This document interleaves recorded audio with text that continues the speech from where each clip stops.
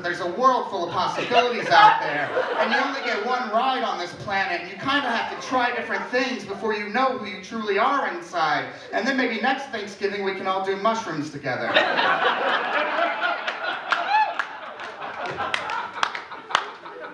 And if anybody didn't like that joke, I just question how much you really love your mom and you guys ready to start this show tonight? You seem like an awesome crowd.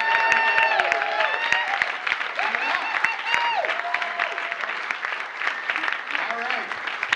Your first comic coming to the stage. He's been doing stand-up and improv in this city for 15 years. He's a very, very funny man. You're going to love him. Give it up for Mr. Dave Stinton, everybody.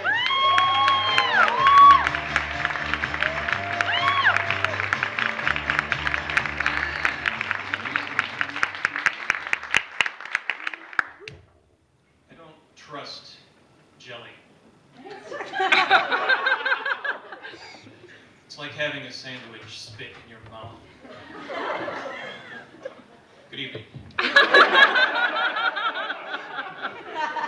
So guys, I got engaged last year. And I love my fiance very much, but I have to say it's a little annoying when she watches sports with me. She's always asking me questions about what's going on.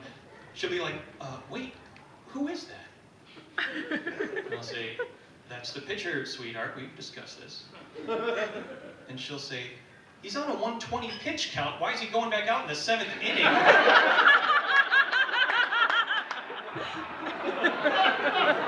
Shouldn't they put in Gonzalez? Isn't it exactly why we traded for him?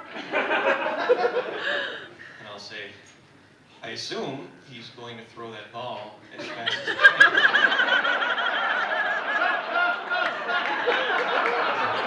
So that other man won't hit it with a stick. Not a jock at all. But I did play a little t-ball in grade school. My coach was fond of telling us, it doesn't matter if you win or lose, everyone dies alone. We were a glum team. But it is tough talking to kids, I think. Since as I mentioned, I am a grown-up now, I see the challenges. Like we say to our 13-year-old boys, don't pick on the awkward, gangly girl, because you're going to be begging her for a date one day. She's going to blossom into a beautiful swan. And yes, it's a lie, but it's a benevolent lie, you know? As grown-ups, we know how it works. The ugly kids stay ugly. Look to the story of the ugly duckling. How did the ugly duckling avoid saying ugly? Does anyone know? He was a swan. The ugly duckling got out of being ugly by never having been a duckling in the first place. The message is clear. Little kid, you're pretty ugly, but maybe you can hold on to that hope that you're not actually a little kid. Maybe you're a sunset over a Tuscan vineyard. Once that gets sorted out, people will love you. So, the other day I had the biggest Freudian slip. Sorry, not Freudian slip. Erection. That's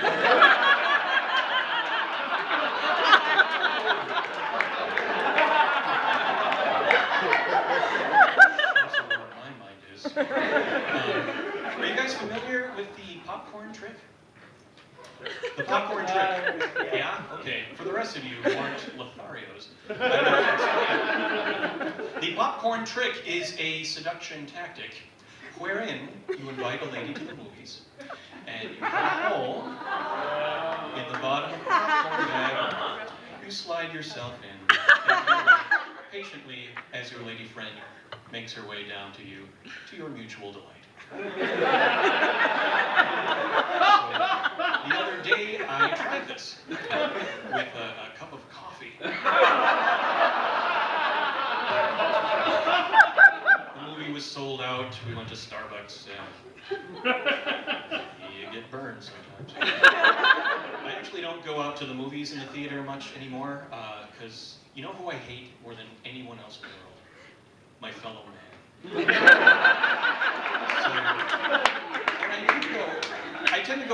run, so there's fewer crowds, and this is how I went to see Ratatouille.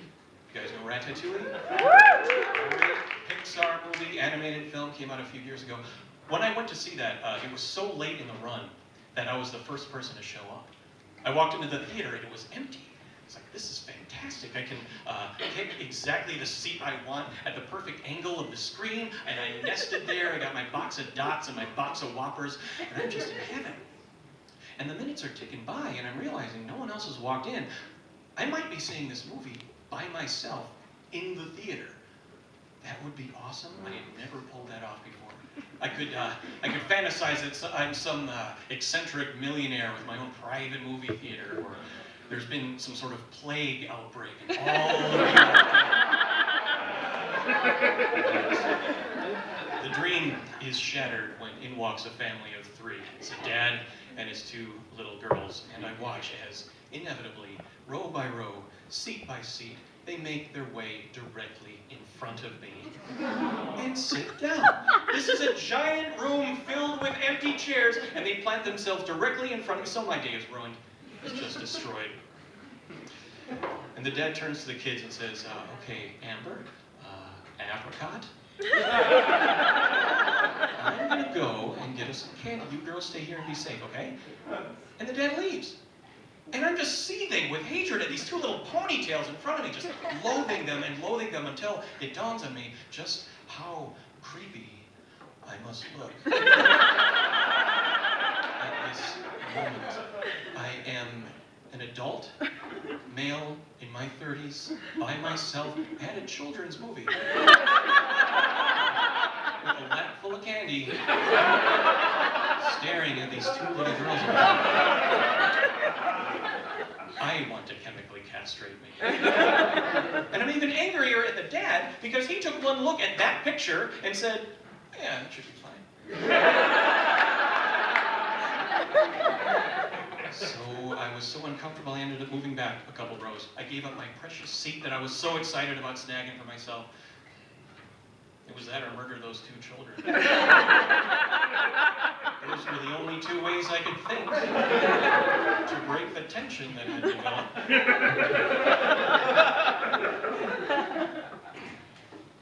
I should have killed those kids.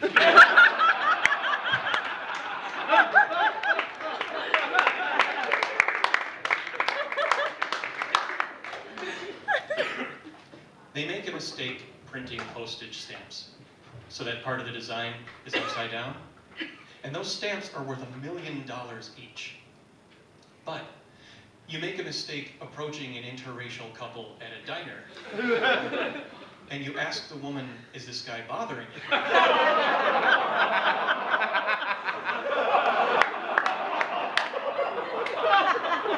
And you're an asshole.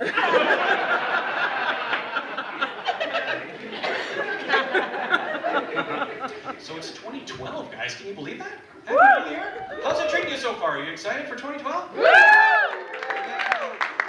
You've had a few days to get used to Mr. January on your sexy fireman calendar. You guys have a sexy fireman calendar? Yes. Yes? Can I ask you a question about it? Why firemen precisely? They're hot. Yes. Big hoses. That's true. I can't deny that they're hot. That's definitely. You just have to look at them and they're hot. But here's why I'm asking. I think every American industry has its fair share of hot guys in it, but there's no sexy investment bankers calendar. There's no sexy beekeepers calendar. It's very specifically firemen, and the reason it unnerves me a little bit is that I think it has something to do with 9/11. I've kind of lost track over the last decade or so, but I think it's 9/11 porn, and this is frustrating to me because one of the things I was very proud of is that as a society, we got through that terrible day without creating a lot of porn about it. But I think this kind of slipped past all of us. I'm trying to make myself feel better about the fact that this exists, and this is the best I can do. As porn goes, it's altruistic. The romance of is that he rushes into danger in the service of others. Investment bankers don't do that. Beekeepers do, but on a much smaller scale. So, maybe it's simply a matter of helping people being sexy. It's sexy to help people, right? It's not some sort of atrocity fetish that people have. It's an elevation of heroism, right? Guys, I haven't slept in like 5 days thinking about this. I need you to tell me it's all right. Is it all right? Yeah, we'll see.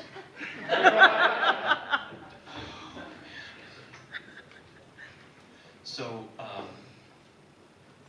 you're not supposed to hit a guy with glasses. And you're not supposed to hit a girl. So, I think you're fine hitting a girl with glasses. Because it's a double negative.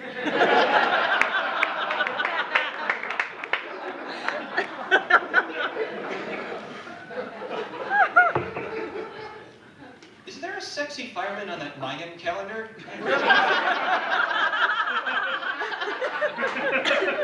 I can't decipher the glyphs. I'm sorry, we were talking about my fiance and I totally got sidetracked.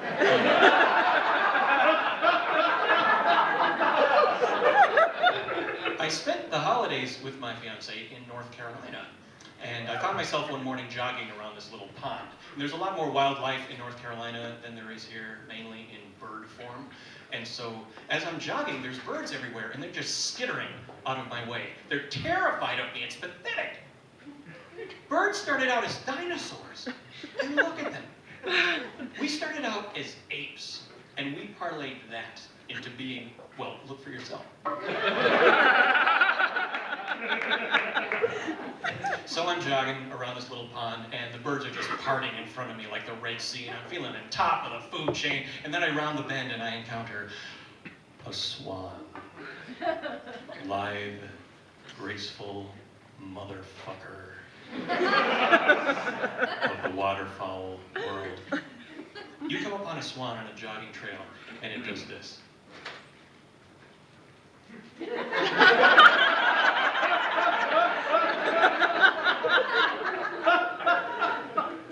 Oh, do you need to get past me?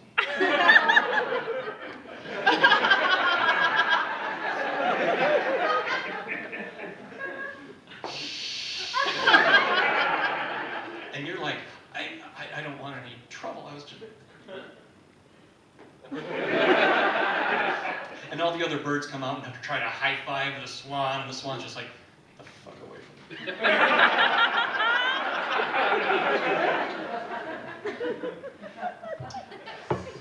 That swan is pretty cocky since it found out it's not a duck.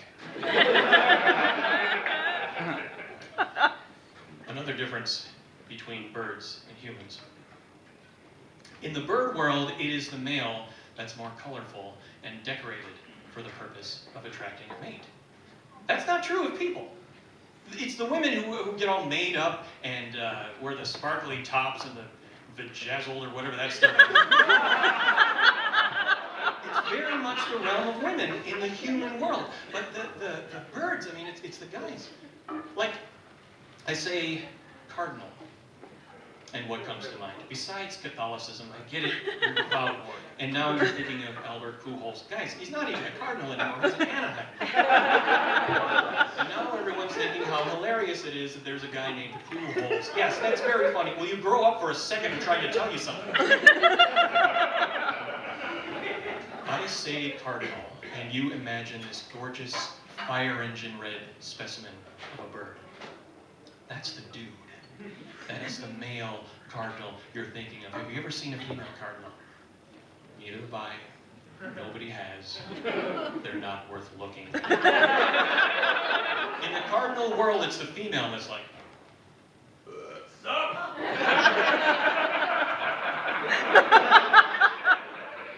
And that's true of any bird you can think of. It's true of the cardinal, the blue jay, the peacock. Will you grow up? You've heard the word peacock before. I'm not talking about a 5-year-old. It's true of the peacock. the bush tit, the nuthatch, the blue-footed booby, the yellow-scroted butt warbler, the long-tailed pap smear, the shitwing,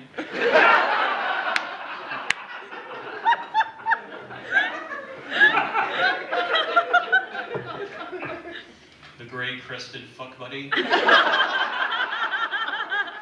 fart hen, the speckled granny panty, the nut-punching cock tease. Beautiful males, all these species.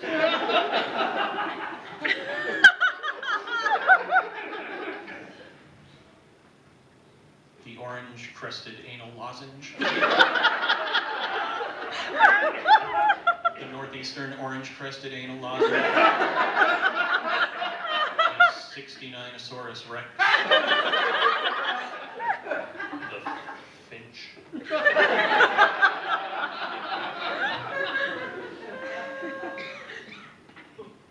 Nut puffins. But any other bird you can think of. And I have to admit, as a male of the species myself, this is kind of embarrassing to see these men of the bird world mixing around in their colorful feathers and their majestic crests and their beautiful songs.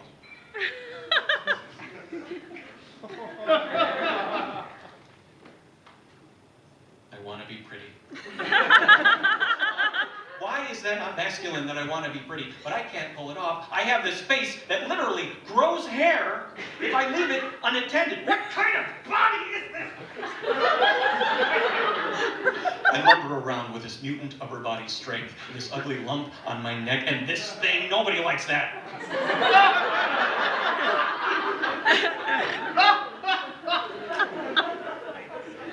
I just want to be beautiful. Like a fart hen. And I know I never will be. Thank you for letting me talk to you about birds.